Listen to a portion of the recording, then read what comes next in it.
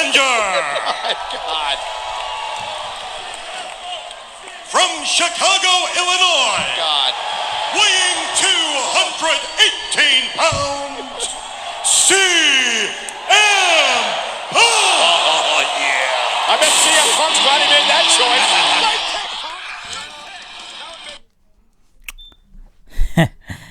I wanted to play that before we started this show tonight. Rest in peace to Howard Finkel. That was some sad news yesterday. I will say that. Trust me, it's been a very insane, bad week for WWE, but losing to Fink, that was a bad one for a lot of people, okay? Now listen, I didn't grow up watching Howard Finkel, especially going all the way back into the 80s, because he was the first ever employee to the WWF when it first started, okay? The only thing I can say I remember out of, Howard Finkel, of course, I'm not going to try to do it, but, and the new World Wrestling Federation champion. I do remember that. The thing I mostly remember about Howard Finkel was in the Attitude Era, because I remember him being tagged along with Chris Jericho, and I got this on DVD. I think it's a Smackdown one, where Jericho's telling him, I need you to go out there and be a warrior, okay? You got to go out there and save your job and everything. And he came out to the Ultimate Warriors music, and he tried to fight Tony Chimmel on SmackDown, and I remember the crowd giving it a big pop. I got it on DVD, and I think Ken Shamrock made him piss his pants one time, and he was trying to he's fighting Chimmel. He was trying to fight Lillian Garcia. Just a lot of stuff he did from the time I can remember, especially in like the Attitude Era and the early 2000s and everything, when he was still announcing and stuff. But I remember the segments he did with Jericho was some funny stuff. I remember that a long time ago. That's one or two things I can really remember out of, Howard Finkel. I don't remember that far because I didn't, grow up in the 80s and everything. Like, Attitude Era is when I started watching, but I do remember his segments on there, and they were hilarious. And, of course, the clip I just played of him announcing CM Punk coming out, Survivor Series 2011. I remember that pay-per-view very, very well. And when he announced he was the new WWE champion also, and Punk won the title in Madison Square Garden at the time. So, yeah, those are my memories of Howard Finkel, though. But, yeah, very sad, especially at the age of, I think he was 69 years old. I don't know the cause of death, so I'm sure that will be revealed at a later date. But, yeah, I knew he had some health problems for about a year or two now, because I had always heard that Howard Finkel had some health problems a couple times here and there. I don't know what it was, but I didn't know he had some problems, though, going on at the time. I've been hearing about it for a while now, until, I found out he died yesterday. But, Howard Finkel, arguably one of the greatest announcers of all time, especially from announcing people coming to the ring, or just saying who is going to be the new whatever champion, heavyweight champion, any champion. His voice when you hear it. Very iconic, mostly very well known also, okay? People know his voice, so like I said, very, very sad to hear about that yesterday, though. So, yes, yeah, rest in peace to the Fink, I will say that. And I do remember also some segments he did on WWE.com. I remember this years ago because I watched it with my brother. It was called Outthink the Fink. And I don't know if that's still online or not, but it was actually some pretty funny stuff he did. I think that was about, 2000 and... I don't know if it was 2009, 2010, but it was like some big mystery thing going on. And, I remember it being on there. So, those were some segments I remember they did on WWE.com with him, which were pretty funny. So I checked those out if you get the chance. But, yeah, man, R.I.P. to the Fink, man. Lost a good one right there. Really lost a good one. Never really heard anything bad about him for years. To my knowledge, unless somebody else knows something. But to my knowledge, though, I've never really heard that much bad about him. So, yeah, R.I.P. to the Fink. But SmackDown.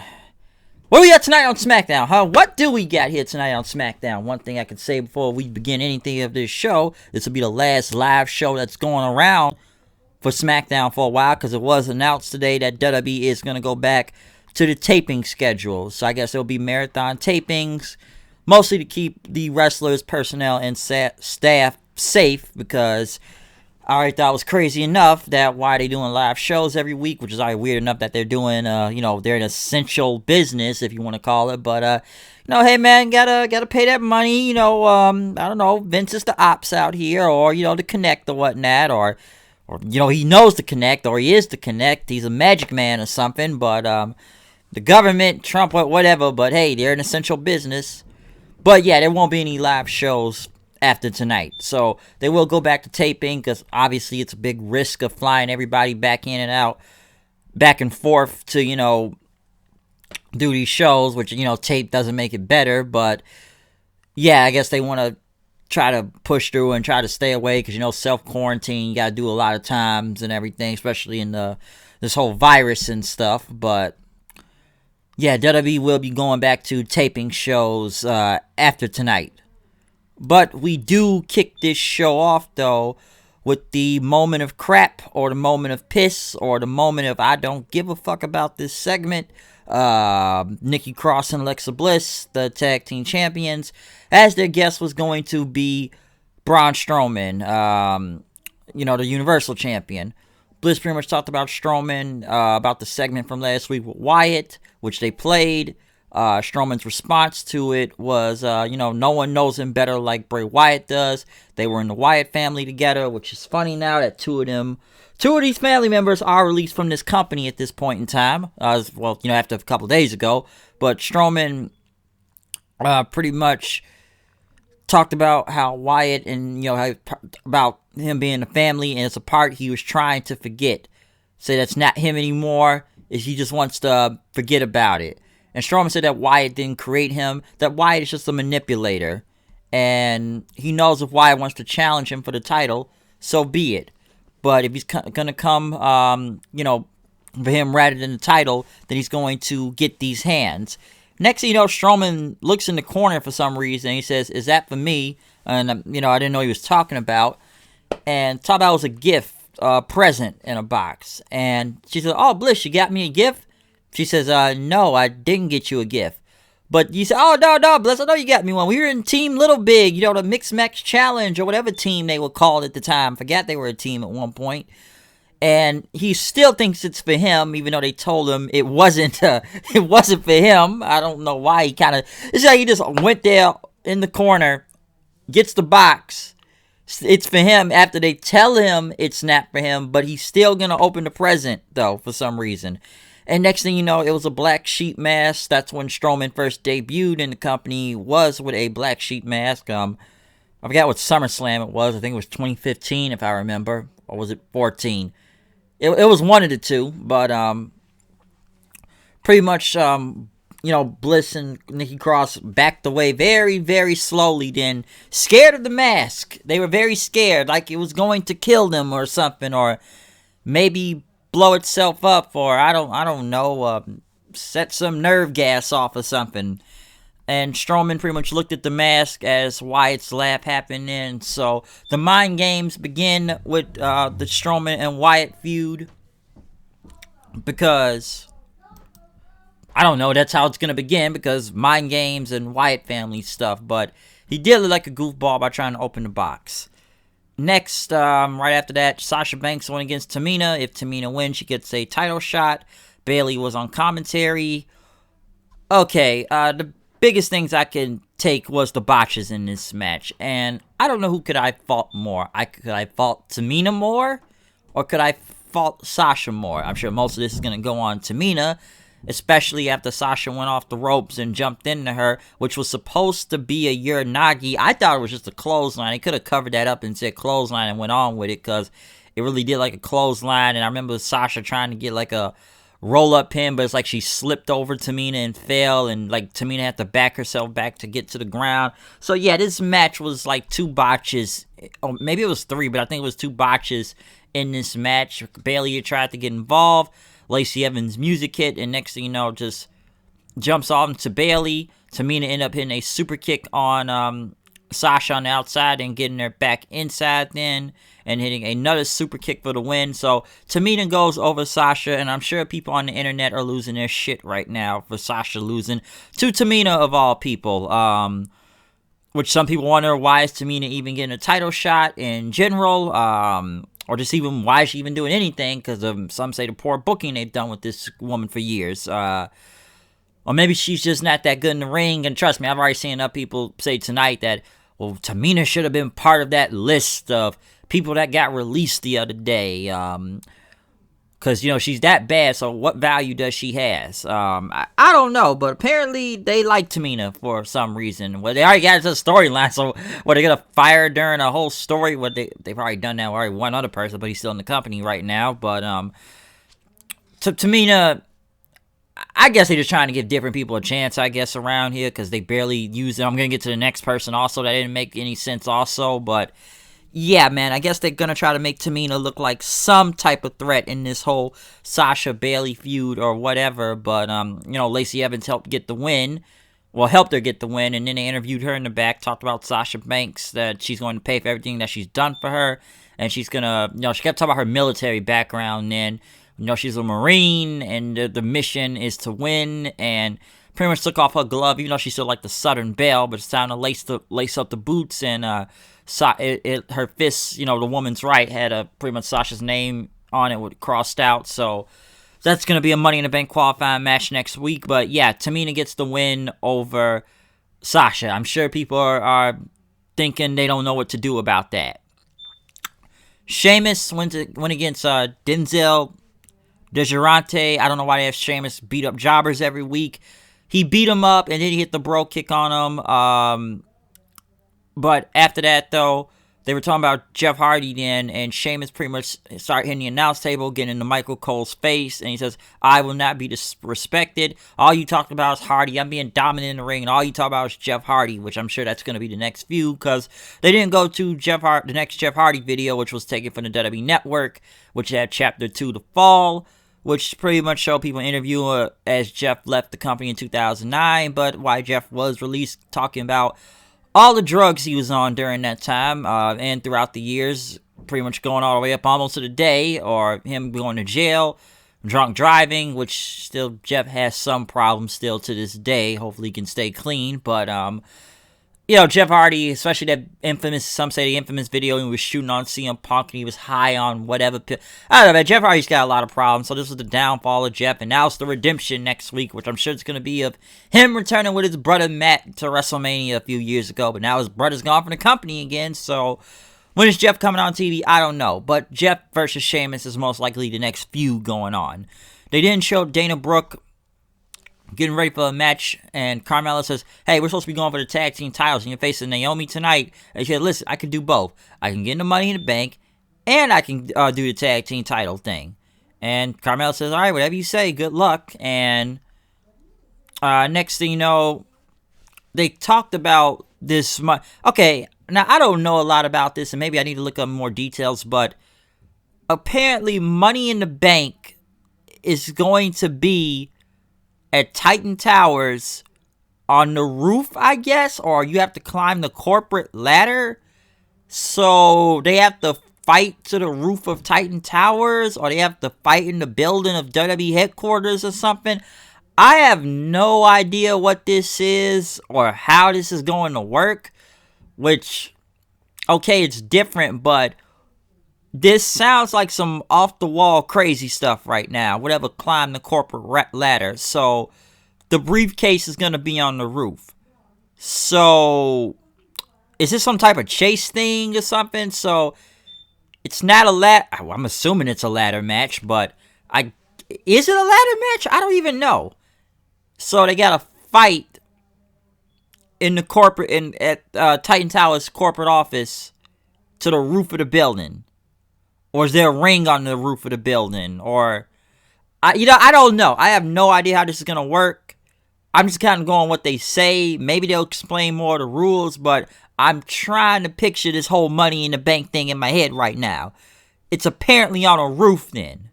or they gotta fight to the roof, or they gotta do something to get to the roof, or fight through the building, or the ring is in the roof. I'm sorry, on the roof, and they gotta. I don't know, man. What they gonna do? Put the ring on top of the roof and put the ladders around? Are they gonna fight on the roof then? I guess I don't know.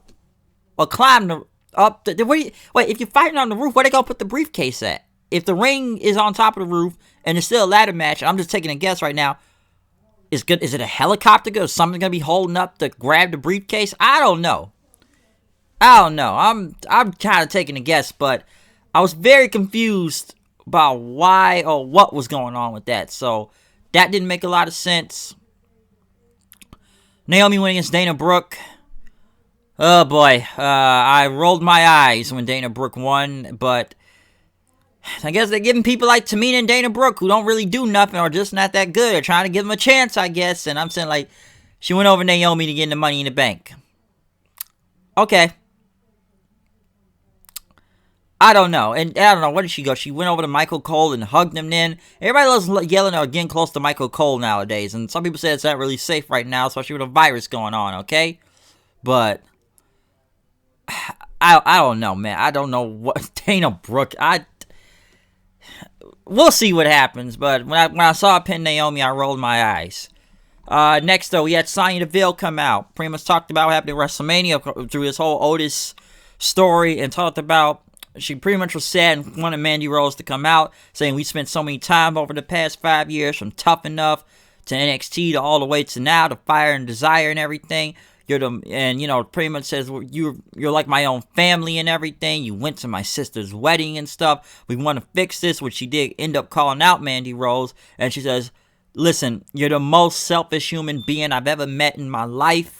And talk about when we were a tag team, all it was about you, okay? Not the both of us. Every time we came out my entrance, I have to come out to your entrance music. My face has to be blurred. I got to give out your magazines to everybody. I'm always in the background. You're always doing everything.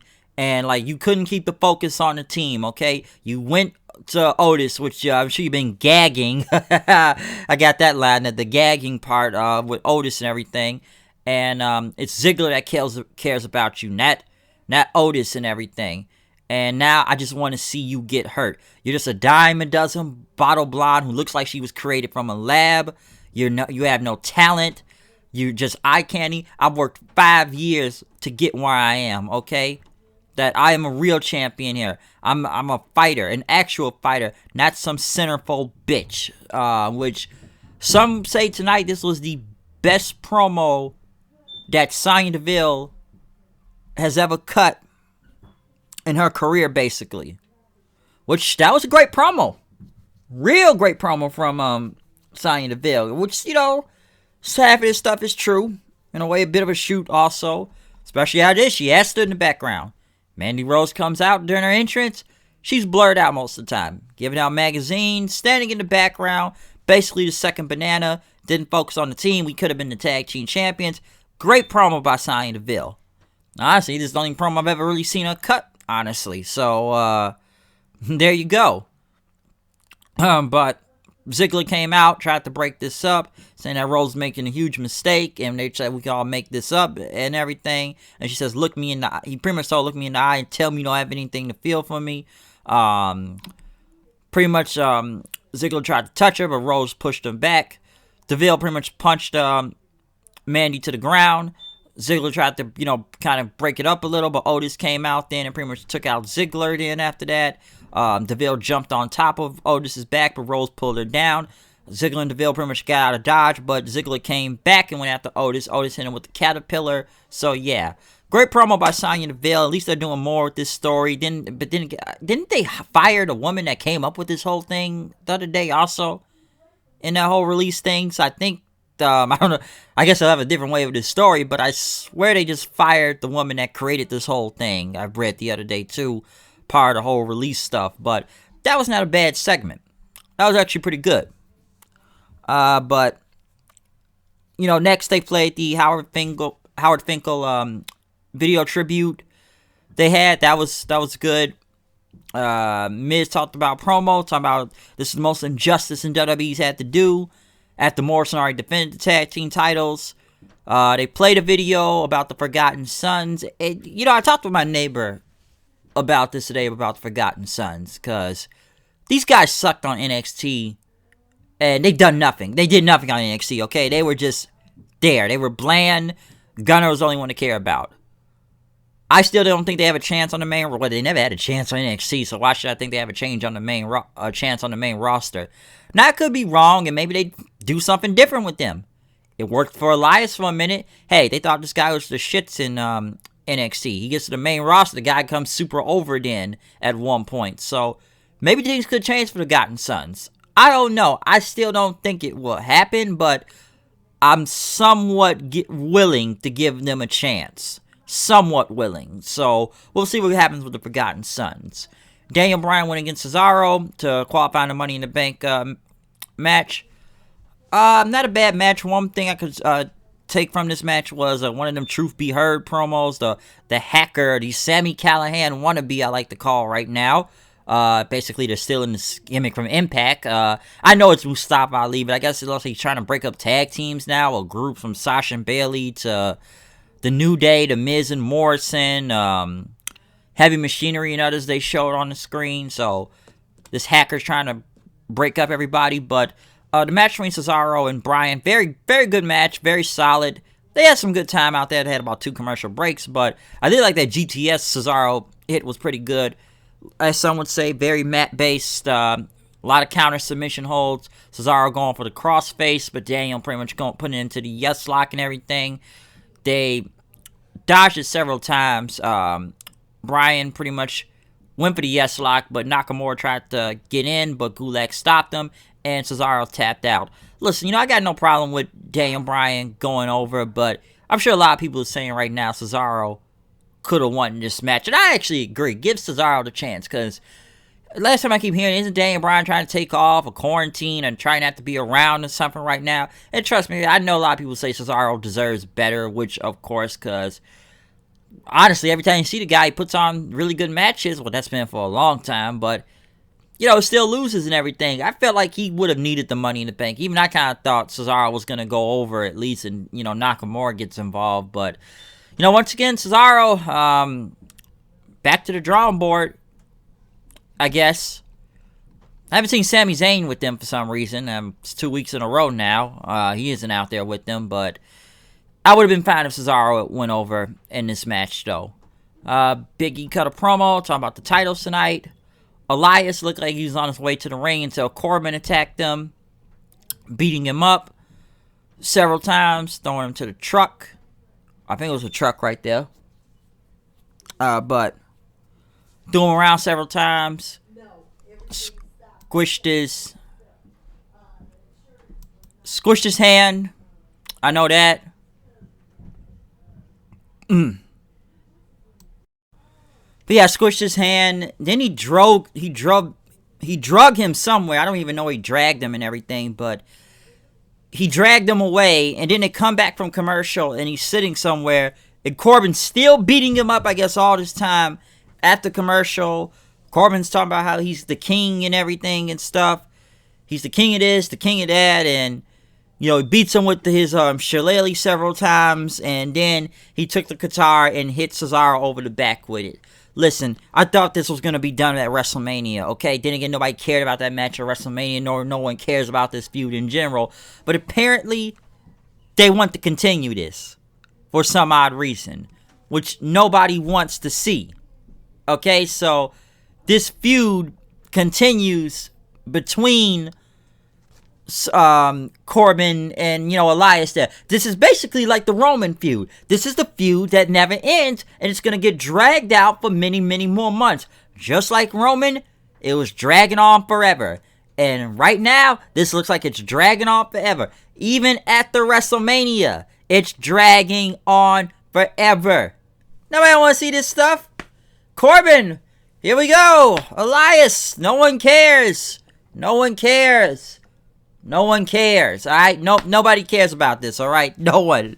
I don't want to see this again. Nobody wants to see this. It keeps going and going, and it just keeps going. I have no idea why it keeps going, but it just keeps going, alright?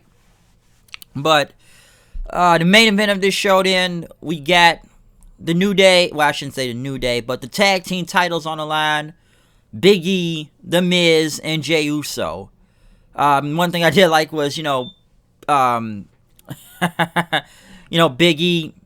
One thing Big E sub said, they pointed out was that he had an armband that said FINK on his, kind of a tribute and everything. But I did like his trash talk throughout the match. Talking about, now we ain't gonna play today. Until, Uso and Miz put him through the table right there, and then, which was pretty good. The match was okay. I will say that. I know Miz hit a skull crusher finale on Big E, which he was out of the ring. And then he hit a figure 4 on Jey Uso after that. But as he held the figure 4 in, Big E ended up coming in, picking up Miz, hitting him with the big ending. So now the New Day are 8-time tag team champions.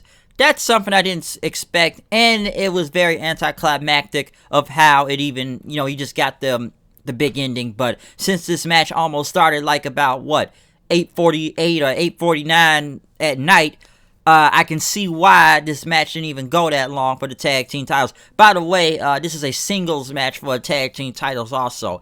And then they went to Kofi, kind of act like how Finkel was saying, the new tag team champions. And then they went to, Xavier Woods, in his house, talking about it's the New Day. We out here. We the tag team champions. We running things. We're back at the top of the tag mountain again. In which, I know Woods had like some Mega Man thing in his background. A lot of video games the guy has. He's got a great collection. I'll give him that with the Sega sign right there. So, good on him. But Big E started rolling around saying like, yes, we got the belts back. He says, I love the titles, I tells you, or something he said like that. So, do I need to see the New Day as the tag team champions again? Nope. 8 times. And I guess they're close now to the Dudleys now at this point. So, I didn't even think, I thought Miz was going to retain. Some people think this may have been a punishment for Miz or something due to him allegedly coming in sick. But hey, he's here for this live show though. But hey, this is the last live show that's going to happen, it looks like, since they're going to go back into taping. I don't really need to see the New Day as tag team champions again. I'm surprised they even won this match, or I should say Big E won this match. So why? I have no idea, but in a way I feel like it's some punishment on Miz, allegedly, possibly, I don't know. But New Day tag team champions again. What other tag teams do we really have around here? I don't know. Okay, I don't know anymore, but they are the new tag team champions. So yeah, time to build in the Money in the Bank. This show tonight, other than a couple qualifying matches, however you explain this new Money in the Bank thing, some Triple H celebration next week, or however they're doing that, why there's new tag team champions, I don't know. Elias versus Corbin, I don't need to see that no more. Tamina and Sasha, botch match. Dana Brooke, roll my eyes. Strowman. Listen, the best thing on this show is, Daniel Bryan and Cesaro. And even I think Cesaro should have went over. But that was actually a pretty solid match they put on out there, okay? But, yeah, man, that's how it goes. More empty arena matches on the way. But what can I say? This is the last time this is going to be live on TV before they go back to taping everything, okay? So other than that, I'm done with this review. Comment, subscribe.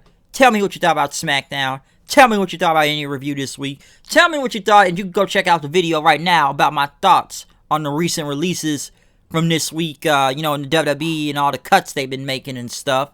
But, yeah, tell me what you think about anything that's going on, or check out any video that is uploaded online. So comment, subscribe. Follow me on Twitter, @HoodedKnight890. I'm out of here. I'll see you guys later. Peace out. And yeah, I'm not going to go do that. But yeah, rest in peace to the Fink. I'm out. See you guys later. Peace.